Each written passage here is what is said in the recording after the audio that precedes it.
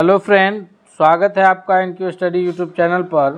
आज हम लोग लेकर के आए हैं जीके और जीएस का, जो कि बीएसएससी का जो अभी 10+2 लेवल यानी इंटर लेवल जो एग्ज़ाम्स होना है, उसमें जो 3 तरह के पेपर होंगे। एक जो जीके जीएस के पेपर होंगे, फिर मैथमेटिक्स रीजनिंग वगैरह के पेपर होंगे। तो हम लोग एक सभी को सॉल्व करेंगे। जीके जीएस का टेंशन आपको बिल्कुल नहीं लेना है, यह एनक्यू स्टडी के जरिए आपको पूरा किया जाएगा। आज हम लोग जीके जीएस से कुछ ऑब्जेक्टिव महत्वपूर्ण प्रश्नों को लेकर के आए हैं, उसका आंसर और डिस्क्रिप्शन के साथ। तो आइए बिना देर किए हुए हम लोग शुरू करते हैं। एक एक करके सभी क्वेश्चन को हम लोग देखेंगे। पहला क्वेश्चन है हमारे स्क्रीन पर कि बिहार दिवस कब मनाई जाती है, यानी बिहार की जो स्थापना दिवस है यह कब मनाया जाता है। इस प्रश्न का जो सबसे करेक्ट आंसर होगा वह 20 मार्च है, 21 मार्च है, 22 मार्च है और फिर 25 मार्च है। तो बिहार की स्थापना दिवस मनाई कब जाती है, इस प्रश्न का जो सबसे सही उत्तर है वह है ऑप्शन नंबर सी, यानी 22 मार्च को प्रत्येक वर्ष बिहार दिवस के रूप में मनाया जाता है। बिहार की स्थापना 1912 में हुई थी। 22 मार्च को हम लोग प्रत्येक वर्ष बिहार दिवस मनाते हैं। अगले क्वेश्चन की ओर बढ़ते हैं। अगला प्रश्न है हमारे स्क्रीन पर कि गौतम बुद्ध ने किस स्थान पर अपना पहला धर्मोपदेश दिया था। तो गौतम बुद्ध या महात्मा बुद्ध के नाम से जानते हैं, जो बौद्ध धर्म के ये हैं, संस्थापक हैं। इन्होंने अपना पहला उपदेश कहाँ दिया है, तो गौतम बुद्ध को जो ज्ञान की प्राप्ति हुई थी वह अपने बिहार राज्य के गया जिले में हुई थी। ज्ञान प्राप्ति कहाँ हुई थी, बिहार के गया जिले में उनको ज्ञान की प्राप्ति हुई थी। ज्ञान के प्राप्ति के पश्चात वो वहाँ से निकले थे और पहुँचे थे बनारस, और वहाँ सारनाथ में उन्होंने अपना प्रथम उपदेश दिया था। कहाँ उपदेश दिया था, तो गौतम बुद्ध ने अपना जो प्रथम उपदेश दिया है वो सारनाथ में दिया है, यानी ऑप्शन नंबर बी इस प्रश्न का सबसे करेक्ट आंसर होगा। उनको जो ज्ञान की प्राप्ति हुई थी और उसके बाद जो गया में, और फिर वहाँ निरंजना नदी के तट पर गया में, और उसके बाद वहाँ से चले थे तो सारनाथ में जाकर के उन्होंने अपना प्रथम धर्मोपदेश दिया है। अगले प्रश्न की ओर बढ़ते हैं। अगला प्रश्न है कि बिहार का राजकीय भाषा क्या है। बिहार समेत भारत के जितने भी राज्य हैं, 2800 राज्य के अलग अलग राजकीय भाषा है। इसीलिए भारत जो है भाषा के आधार पर विविधता वाला देश है।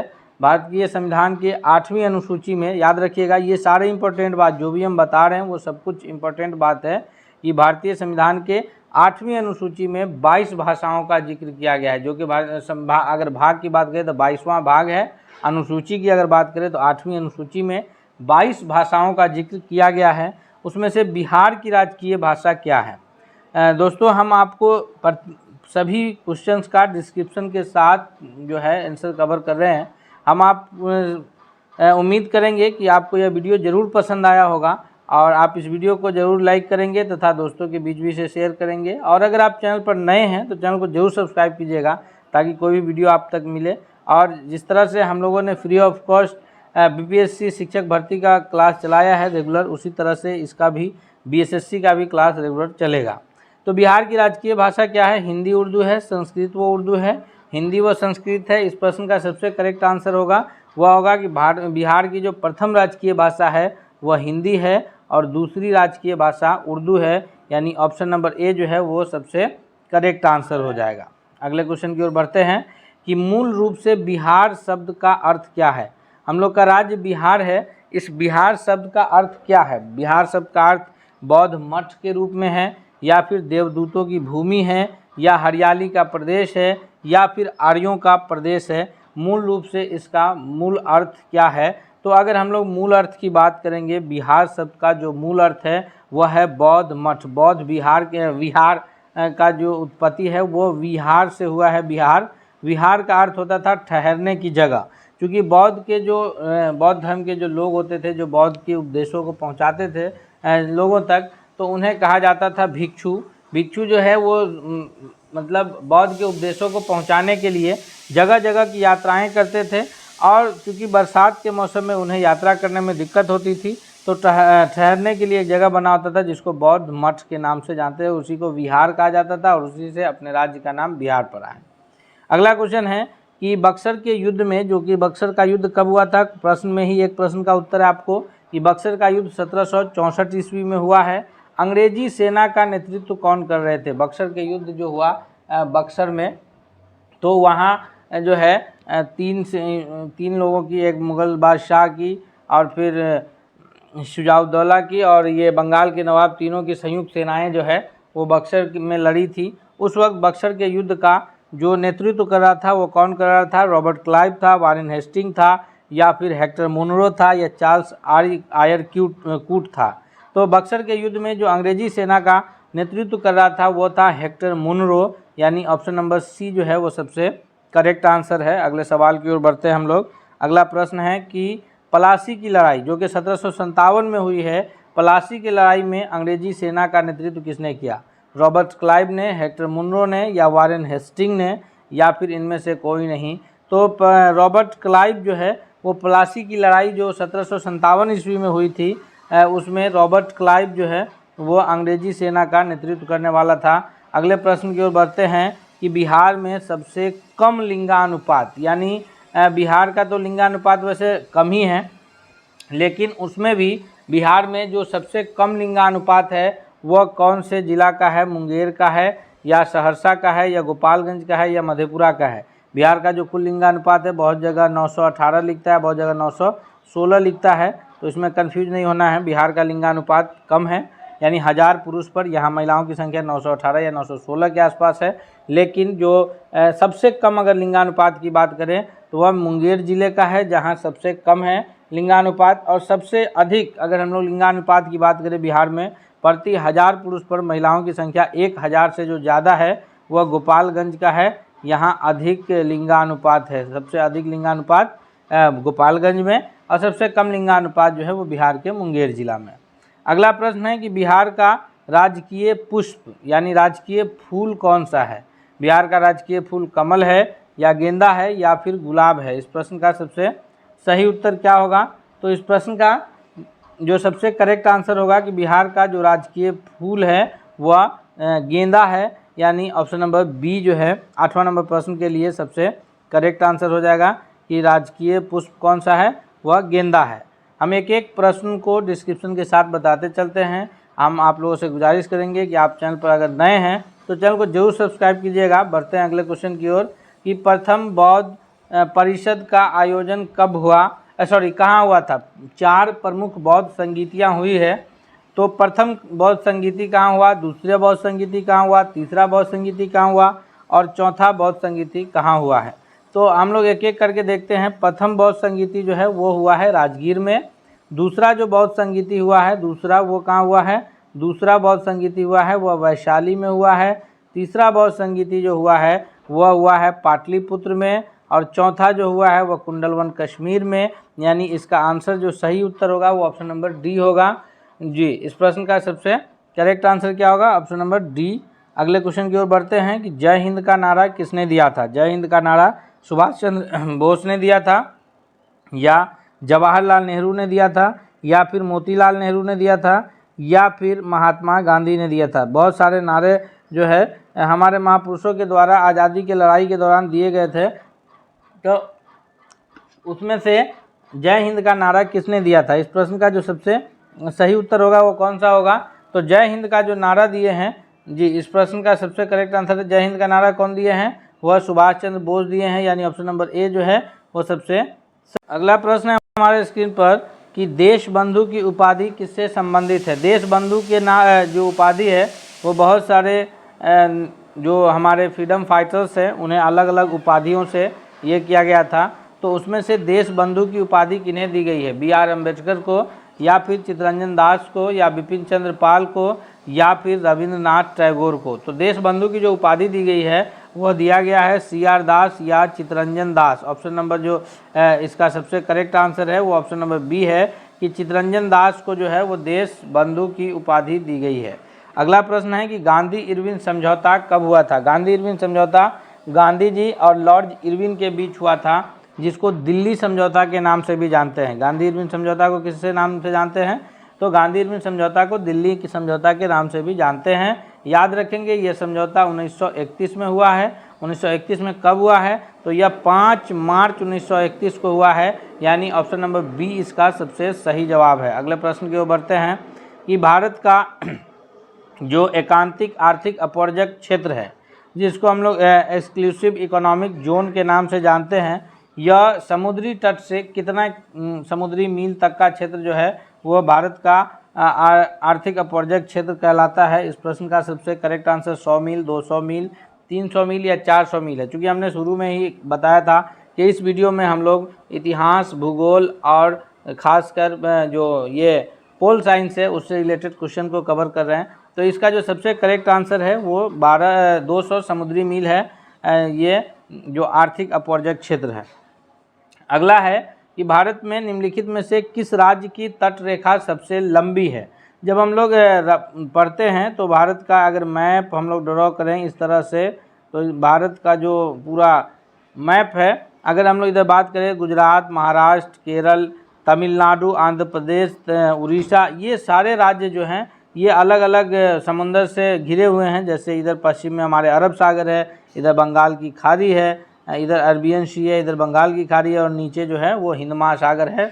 तो सबसे जो लंबी तटीय रेखा जो कनेक्ट करती है वह गुजरात राज्य को करती है, यानी ऑप्शन नंबर सी जो है वो सबसे करेक्ट आंसर होगा, जो कि अरब सागर, वहाँ पर जो महासागर है वो अरब सागर है। अगले क्वेश्चन की ओर बढ़ते हैं कि निम्नलिखित भारतीय राज्यों में से किससे होकर कर्क रेखा नहीं गुजरती है? तो कर्क रेखा जो गुजरती है वो मित्र पर गमछा झार, ये याद रखेंगे हम लोग, मित्र पर गमछा झार, ये झार से हो गया झारखंड, मित्र मिजोरम, त्रिपुरा, प से पश्चिम बंगाल, र से राजस्थान, ग से गुजरात, म से मध्य प्रदेश, छ से छत्तीसगढ़ और झार से झारखंड। याद रखेंगे, ये टेक्निक है। मित्र पर गमछा झार, मिजोरम, त्रिपुरा, पश्चिम बंगाल, राजस्थान, गुजरात, मध्य प्रदेश, छत्तीसगढ़, झारखंड। तो देखिए मध्य प्रदेश, गुजरात, झारखंड इसमें है। इसमें उत्तर प्रदेश का नाम कहीं नहीं आता है, अर्थात उत्तर प्रदेश से कर्क रेखा नहीं गुजरती है। और हमारे बिहार प्रदेश का नाम भी इसमें कहीं नहीं आता है, तो हमारे बिहार प्रदेश से भी होकर ये कर्क रेखा नहीं गुजरती है। हम लोग कर्क रेखा जिन राज्यों से गुजरती है वो ट्रिक क्या है? मित्र पर गमछा झार, मित्र से मी से मिजोरम, त्र से त्रिपुरा, प से पश्चिम बंगाल, र से राजस्थान, ग से गुजरात, म से मध्य प्रदेश, छ से छत्तीसगढ़ और झार से झारखंड। अगला है कि भारत का दक्षिणतम बिंदु क्या है? अगर हम लोग भारत के दक्षिणतम बिंदु की बात करें 16वां नंबर प्रश्न का, तो सबसे जो उत्तरी बिंदु है ये दक्षिणतम बिंदु, अगर स्थल से बात करें तो स्थलीय सीमा पे जो दक्षिणतम बिंदु है वो है हम लोग का केप कैमोरिन, या जिसको हम लोग कन्याकुमारी के नाम से जानते हैं, केप कैमोरिन या कन्याकुमारी। लेकिन अगर भारत की उत्तरी बिंदु, सबसे उत्तरी बिंदु की अगर बात करें तो सबसे उत्तरी बिंदु कौन है? सबसे उत्तरी बिंदु है वो है इंदिरा कौल, जो कि कश्मीर में है। बी उत्तरी बिंदु है इंदिरा कौल, ए, और यहाँ बी होगा। लेकिन जो दक्षिणतम बिंदु की बात हो रही है वो समुद्र में अंडमान निकोबार द्वीप समूह के पास इंदिरा पॉइंट है, इसको दक्षिणतम बिंदु माना जाता है। तो अगर ये स्थल पर पूछा जाए तो स्थल पर केप कैमोरिन है, बी सही होगा। लेकिन यहाँ पर चूंकि जो यहाँ बंगाल की खाड़ी में नीचे जो अंडमान निकोबार द्वीप समूह पर भारत का जो दक्षिणतम बिंदु स्थित है वो इंदिरा पॉइंट के नाम से जाना जाता है। Option number C correct answer होगा। अगला है कि श्रीलंका को भारत से पृथक करती है। जैसे भारत की जो सीमा लगती है तो उसके अंतर्राष्ट्रीय अलग अलग नामों से जानते हैं, तो श्रीलंका को भारत से पृथक जो करती है वो कौन करती है? ग्रेट चैनल, 8 डिग्री चैनल, पाक जल संधि या फिर 10 डिग्री चैनल। अगर हम लोग भारत के मैप को देखें इस तरह से, तो भारत के मैप में क्या है कि यहाँ जो स्थिति बनती है, यहाँ पे नीचे श्रीलंका है, हिंद महासागर की जो जल है वो दोनों देश को अलग करते हैं। भारत के दो जो है समुद्री पड़ोसी देश है, एक श्रीलंका है और एक मालदीव है। बाकी जितने भी जो भारत के पड़ोसी देश है, पाकिस्तान, अफगानिस्तान, चीन, बांग्लादेश, नेपाल, बर्मा, ये सारे पड़ोसी देश से जो है भारत की स्थलीय सीमा कनेक्ट होती है।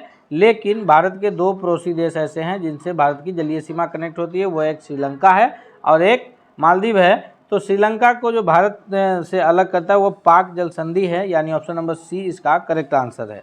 अगला है कि भारत तथा चीन के बीच सीमा बनाने वाली रेखा को किस नाम से जानते हैं? तो भारत और चीन के बीच की जो सीमा रेखा है वो मैकमोहन लाइन के नाम से जाना जाता है। Option number B correct answer होगा।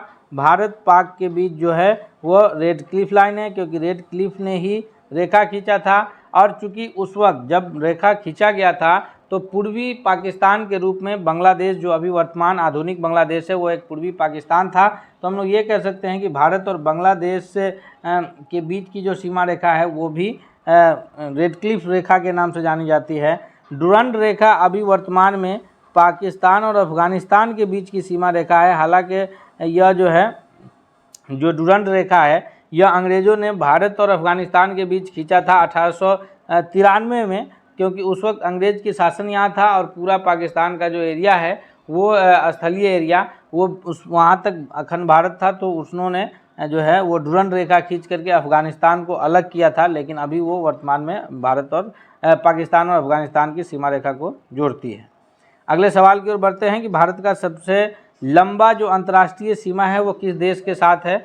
तो भारत के जो अंतर्राष्ट्रीय अगर स्थलीय सीमा की बात करें तो अगर देखा जाए, हम लोग देखें तो एक एक करके अगर देश देखते हैं तो यहाँ पर भारत की जो सीमा है वो इधर पाकिस्तान से कनेक्ट होती है, यहाँ पर आकर के अफ़गानिस्तान से थोड़ा सा कनेक्ट होती है कश्मीर के पास, इधर फिर चीन से, फिर यहाँ बिहार उत्तर प्रदेश वाला जो एरिया है इधर नेपाल से, फिर भूटान और इधर बर्मा से, और यहाँ पर जो होता है वो बांग्लादेश से होता है। तो जो स्थलीय सबसे जो लंबी अंतर्राष्ट्रीय सीमा रेखा भारत की कनेक्ट होती है वो बांग्लादेश से होती है, यानी ऑप्शन नंबर डी इसका करेक्ट आंसर होगा। अगला है कि बिहार का शोक किस नदी को कहा जाता है? अजय को, कोसी को, सोन को, या फिर बागमती को? तो हम सभी जानते हैं कि बिहार का जो शोक है वो कोसी नदी बिहार की शोक कहलाती है, यानी इसमें देर नहीं करेंगे, ऑप्शन नंबर बी इसका सबसे करेक्ट आंसर है। हम लोग ये प्रश्नों का सेट 40 प्रश्न लेकर के आए हैं, जो कि हम उम्मीद करते हैं कि आपको बहुत ही सहायक साबित होगा। आप लोग ज़रूर चैनल को सब्सक्राइब कीजिएगा और वीडियो को लाइक कीजिएगा तथा दोस्तों के बीच भी शेयर कीजिएगा। जल्दी हम लोग इस पर लाइव क्लास भी शुरू करने वाले हैं। अगला सवाल है कि बिहार में तेल शोधक कारखाना कहाँ स्थित है? जी, पटना में, आरा में, बरौनी में, या फिर बाढ़ में? तो जो बिहार का तेल शोधक कारखाना है वो बिहार के बेगूसराय ज़िले के बरौनी में स्थित है, यानी ऑप्शन नंबर सी इसका करेक्ट आंसर है। अगले क्वेश्चन की ओर बढ़ते हैं कि मुजफ्फरपुर में किंग्स फोर्ड की हत्या का प्रयास कब हुआ था? तो मुजफ्फरपुर में जो किंग्स चेम्सफोर्ड की हत्या का प्रयास किया गया था 1908, 9, 7 या 11 में, तो यह प्रयास हुआ था 1908 में, यानी ऑप्शन नंबर ए जो है वो इसका करेक्ट आंसर है। हालांकि केनेडी और उनकी पत्नी और उसकी बेटी मारी गई थी, और जो ये प्रयास में जो शामिल थे वो थे खुदीराम बोस और प्रफुल्ल चाकी, जिसमें से खुदीराम बोस को आगे चल के 1911 में फांसी की सज़ा हुई, और प्रफुल्ल चाकी ने ये सोचकर खुद को गोली मार ली कि हम अंग्रेज़ों के हाथ मौत की सज़ा पाए, उससे अच्छा है कि हम खुद ही अपने आप को, इसलिए उन्होंने आत्महत्या कर लिए थे, और ये खुदीराम बोस को फांसी की सज़ा हुई थी। तो अक्सर प्रश्न ये पूछता है कि जो मुजफ्फरपुर में किंग्स फोर्ड की हत्या में कौन शामिल थे जिन्होंने आत्महत्या कर लिए? तो वो प्रफुल्ल चाकी हैं, और फांसी दी गई उन्हें खुदीराम बोस को। जयप्रकाश नारायण किस पार्टी से थे? तो जयप्रकाश नारायण का जो संबंध है वो सोशलिस्ट पार्टी से है। हालांकि जयप्रकाश नारायण जो है वो जब इमरजेंसी का दौर था, भारत में आपातकाल लागू था 1975 के आसपास, तो इन्होंने संपूर्ण क्रांति का आह्वान किया है। ये भी एक प्रश्न पूछता है कि संपूर्ण क्रांति का ये कौन किया है? तो ये जयप्रकाश नारायण ने किया है, और ये इन्हें जो शॉर्ट नाम है वो जेपी है, जयप्रकाश नारायण। इनको लोक नायक कहा जाता है, लोक नायक जयप्रकाश नारायण, इनकी ये क्या है? तो लोक नायक है इनका, और ये सोशलिस्ट पार्टी से इनका संबंध है। ऑप्शन नंबर सी इसका सबसे करेक्ट आंसर है। अगला है कि कुंवर सिंह कहाँ के राजा थे? ये तो बहुत ही इंपॉर्टेंट प्रश्न है, अक्सर बीपीएससी में खासकर ये प्रश्न पूछे जाते हैं। तो ये प्रश्न जो है 1857 के विद्रोह में जब भी चर्चा होगी तो बिहार की जब बात आएगी तो इनका बात आना ही है कि वीर कुंवर सिंह कहाँ के राजा थे। वीर कुंवर सिंह जो है 1857 का क्रांति का नेतृत्व बिहार से किए हैं, और आप जो है यह बिहार के आरा जिला का, आरा जिला के जगदीशपुर गांव के जमींदार थे, यानी जगदीशपुर गांव के राजा थे। ऑप्शन नंबर सी जो है वो इसका सबसे सही उत्तर है। अगला है कि गांधी जी ने भारत में पहली बार सत्याग्रह आंदोलन बिहार में कहाँ से प्रारंभ किया है? तो महात्मा गांधी जब बिहार आए, भारत लौटे हैं 1915 में सबसे पहले, तो उसके बाद यहाँ की स्थिति को जाने हैं और जानने के बाद उन्होंने जो है चंपारण से आकर के अपना पहला सत्याग्रह 1917 में, कब से? 1917 में इन्होंने चंपारण आकर के पहला सत्याग्रह शुरू किया है। तो ये किनके अनुरोध पर आए थे? तो इनसे अनुरोध किए थे राजकुमार शुक्ल ने इनसे अनुरोध किए थे, क्योंकि गांधी जी इससे पहले 1917 से पहले 1916 में लखनऊ अधिवेशन में शामिल हुए थे कांग्रेस के, और वहाँ उसके बाद राजकुमार शुक्ल ने इनसे ये किए थे। तो इन्होंने जो है चंपारण आए और चंपारण से इन्होंने अपना पहला सत्याग्रह आंदोलन शुरू किया है। अगला प्रश्न है कि चौरा चौरी नामक प्रसिद्ध स्थल कहाँ है? चौरा चौरी जो घटना हुई है या जिसमें थाने में आग लगा दिया गया था, तो यह घटना कहाँ है? चौरा चौरी जो घटना है यह उत्तर प्रदेश के गोरखपुर में है, लखनऊ में है, इलाहाबाद में है या आगरा में है? तो यह जो चौरा चौरी नामक जो स्थल है यह उत्तर प्रदेश के गोरखपुर जिले में है, यानी option number A correct answer होगा। चौरा चौरी के बाद याद रखिएगा कि गांधी जी ने जो है असहयोग आंदोलन वापस ले लिए थे, अचानक से स्थगित कर दिए थे चौरा चौरी घटना से, क्योंकि गांधी जी हमेशा जो है गांधी जी सदैव जो है वो विश्वास रखते थे अहिंसा में, और एक हिंसात्मक घटना हुई थी जिसे गांधी जी वापस ले लिए थे चौरा चौरी कांड के बाद। अगला है कि इनकलाब जिंदाबाद का नारा किसने दिया था? इनकलाब जिंदाबाद का जो हालांकि ये है वो हसरत मोहानी है, लेकिन जो नारा दिया है ये स्वतंत्रता आंदोलन के दौरान वो कौन दिए हैं? तो ये नारा दिए हैं भगत सिंह स्वतंत्रता आंदोलन के दौरान, यानी ऑप्शन नंबर डी इसका करेक्ट आंसर होगा। अगला है कि जैन धर्म के 24वें तीर्थकार महावीर का जन्म कहाँ हुआ था? जो जैन धर्म जैसे बौद्ध धर्म के संस्थापक के रूप में जाने जाते हैं गौतम बुद्ध, उसी प्रकार से जैन धर्म के संस्थापक के रूप में जाने जाते हैं ऋषभदेव। कौन? ऋषभदेव संस्थापक हैं। 23वें जो तीर्थकार है उसके वो पार्श्वनाथ हैं, और 24वें तीर्थकार जो है वो है महावीर स्वामी। तो इनका जो जन्म है वह आधुनिक वैशाली जिला के कुंड ग्राम में है, यानी ऑप्शन नंबर सी जो है इसका करेक्ट आंसर होगा।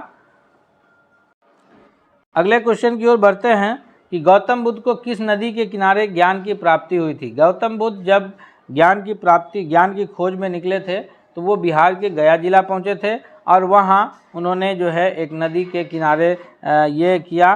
तो वो नदी कौन सी थी? वह नदी थी निरंजना नदी, जिसके तट पर गौतम बुद्ध को जो है वो ज्ञान की प्राप्ति हुई है, और निरंजना नदी के तट पर ही जो है लोग इसमें पितृपक्ष में पिंड दान करते हैं।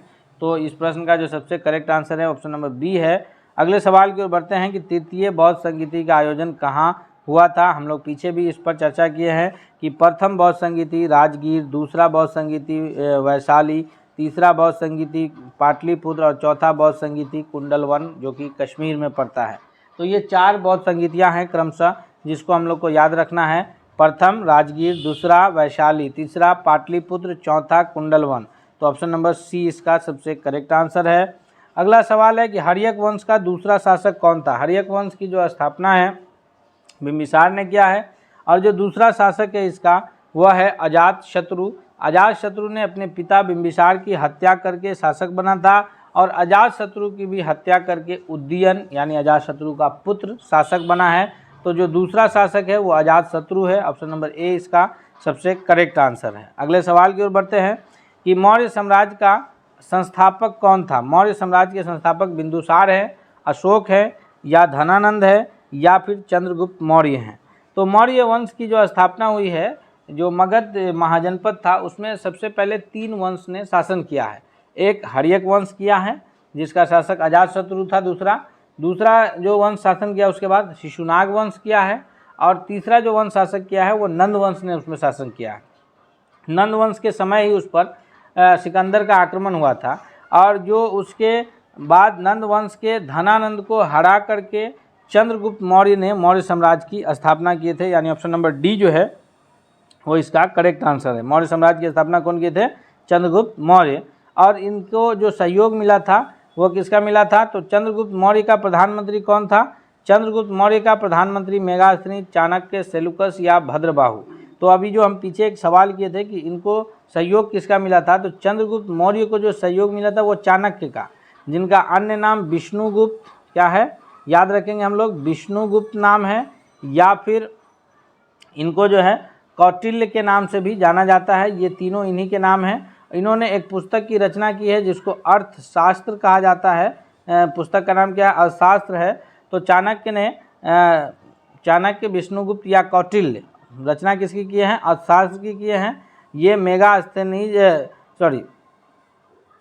तो ये चंद्रगुप्त मौर्य के प्रधानमंत्री थे और इन्होंने ही सहयोग किया था, जिसके वजह से चंद्रगुप्त मौर्य ने मौर्य वंश की स्थापना किए थे। अगला प्रश्न है कि अशोक स्तंभ लेख बिहार के किस जिले से प्राप्त हुई है? तो अशोक का जो स्तंभ लेख है वो बिहार के चंपारण जिले से, लौरिया, अरेराज और नंदगढ़, ये सारे स्तंभ आलेख बिहार के चंपारण जिले से प्राप्त हुए हैं। अगले प्रश्न की ओर बढ़ते हैं कि अशोक के काल में बौद्ध संगीति कहाँ हुई थी?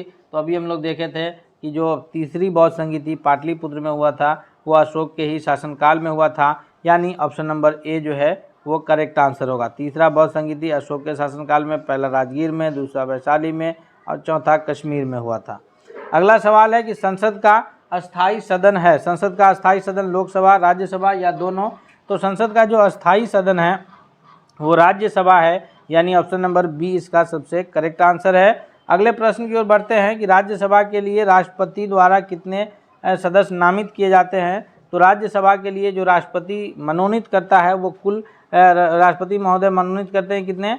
12 सदस्यों को मनोनीत करते हैं और बाकी जो है वो राज्यों से अप्रत्यक्ष रूप से चुन के आते हैं। अप्रत्यक्ष रूप से यानी जनता उन्हें डायरेक्ट वोट नहीं करती है। और दूसरी बात कि राज्यसभा कभी भंग नहीं होता, इस वजह से राज्यसभा को अस्थाई सदन कहा जाता है। प्रत्येक 2 वर्षों पर जो है राज्यसभा के सदस्य 1/3 सदस्यों की सदस्यता समाप्त होती है और नए सदस्य चुन के आते हैं, यानी राज्यसभा जारी रहता है। और इस तरह से 2 वर्ष पर होता है। तो राज्यसभा के सदस्यों का जो कार्यकाल है वो कुल 6 वर्षों का होता है और लोकसभा का 5 वर्ष का होता है। लोकसभा को डायरेक्ट जनता चुनती है, हर 5 वर्ष पर नया चुनाव होता है, इसलिए उसको अस्थायी सदन कहा जाता है।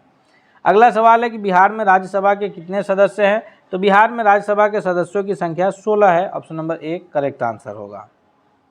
इसके बाद है कि राष्ट्रपति महोदय के द्वारा अंगल भारतीय समुदाय यानी एंग्लो इंडियन ग्रुप के कितने लोगों को मनोनीत किया जाता है लोकसभा के लिए? तो लोकसभा के लिए 543 जो है भारत के विभिन्न राज्य और केंद्र शासित प्रदेश से चुन के आते हैं। कितने? 543, जिसमें बिहार से कितने हैं? तो बिहार से 40 सदस्य चुने जाते हैं और 2 सदस्यों को राष्ट्रपति महोदय जो है वो मनोनीत करते हैं लोकसभा के लिए, जो अंगल भारतीय समुदाय के होते हैं, एंग्लो इंडियन, यानी कि उनके माता पिता में से कोई एक भारतीय होते हैं और कोई एक इंग्लैंड के होते हैं, तो वो एंगल भारतीय कहलाते हैं। या तो माता या पिता कोई एक इंग्लैंड के होंगे, कोई एक भारतीय होंगे और उनकी संतान जो है को मनोनीत किया जाता है एंगल भारतीय समूह। अगला है 40वां प्रश्न है कि भारत के राष्ट्रपति बनने के लिए आवश्यक शर्त क्या है? वो भारत का नागरिक हो कि आवश्यक योग्यता नहीं है, तो वो भारत का नागरिक हो, ये तो जरूरी है। 35 वर्ष की आयु कम से कम हो, ये भी जरूरी है। लोकसभा सदस्य के लिए निर्धारित होने की सभी योग्यताएं हो, ये भी जरूरी है। लेकिन वो संसद के किसी सदन का सदस्य हो, किसी सदन का मतलब या तो लोकसभा या राज्यसभा का वो सदस्य हो, ऐसा जरूरी नहीं है। तो ऑप्शन नंबर डी इसका सबसे करेक्ट आंसर होगा। सही उत्तर क्या होगा? ऑप्शन नंबर डी होगा। अगला, इस प्रकार हम लोग आज 40 प्रश्न को कंप्लीट किए हैं, जो कि वेरी इंपॉर्टेंट प्रश्न है, बहुत ही महत्वपूर्ण प्रश्न है, जो बीएसएससी के द्वारा जो 10+2 लेवल के एग्ज़ाम्स होने हैं। तो हम उम्मीद करते हैं कि आपकी तैयारी को हम बेहतर कराते रहेंगे। आप एक बार चैनल को सब्सक्राइब जरूर कीजिएगा, साथ ही बेल आइकन को दबा लीजिएगा ताकि कोई भी वीडियो आप तक पहुंचे, सबसे पहले आप तक मिले। और इसके साथ ही वीडियो को दोस्तों के बीच भी शेयर कीजिएगा। मिलते हैं अगले वीडियो के साथ, तब तक के लिए धन्यवाद।